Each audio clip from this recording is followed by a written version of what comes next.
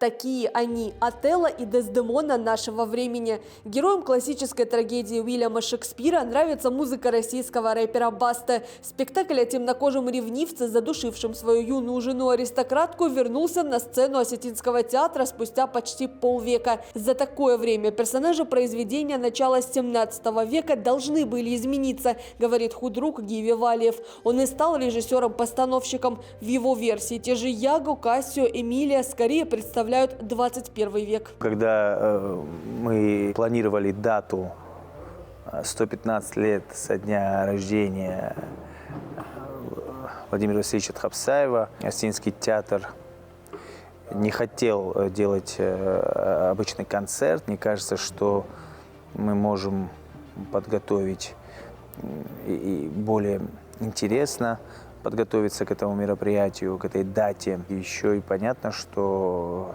человек смотрит на труппу, и если в труппе есть персонажи, которые доросли физически, внутренне, технически, профессионально готовы сыграть такую, на мой взгляд, одну из самых сложных произведений Шекспира и самых сложных произведений мировой драматургии, то, конечно, театр берется. В 1976 году роль Отелло исполнял народный артист Советского Союза Владимир Тхапсаев. Встать на место великого – большая ответственность, говорит Аслан Тигиев. Новый Отелло. Когда есть такая работа предыдущих коллег, то у нас как бы правило такое, что мы полностью пытаемся абстрагироваться от этого, не смотреть, не вникать, потому что, чтобы не было опасности заимствования. А ответственность есть перед зрителем.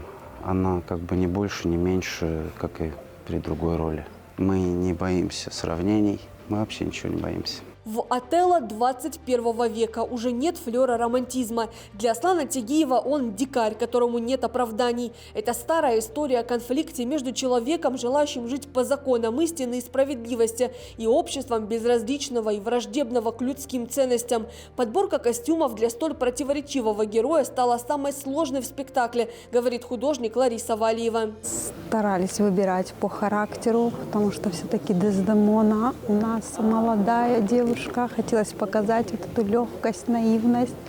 И Отелло тоже должен отличаться от всех, потому что он другой, он чужой. И через костюмы тоже нужно было этот характер придать. Возрождением легендарного спектакля коллектив отметил 115 лет со дня рождения Владимира Тхапсаева, чье имя и носит Осетинский театр. Постановку в новом прочтении Гиви Валиева покажут 20 и 21 декабря. Билетов уже давно нет, зрители точно будут впечатлены. Над декорациями и музыкой работали сценограф и композитор из Москвы.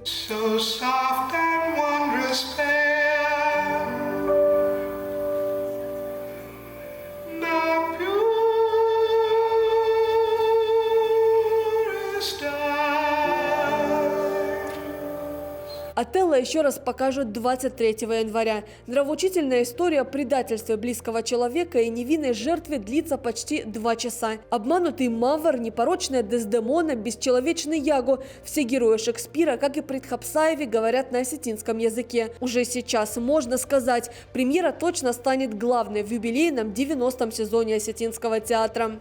Дана Малышева, Вадим Арутюнян, Вадим Панченко, 15 регион.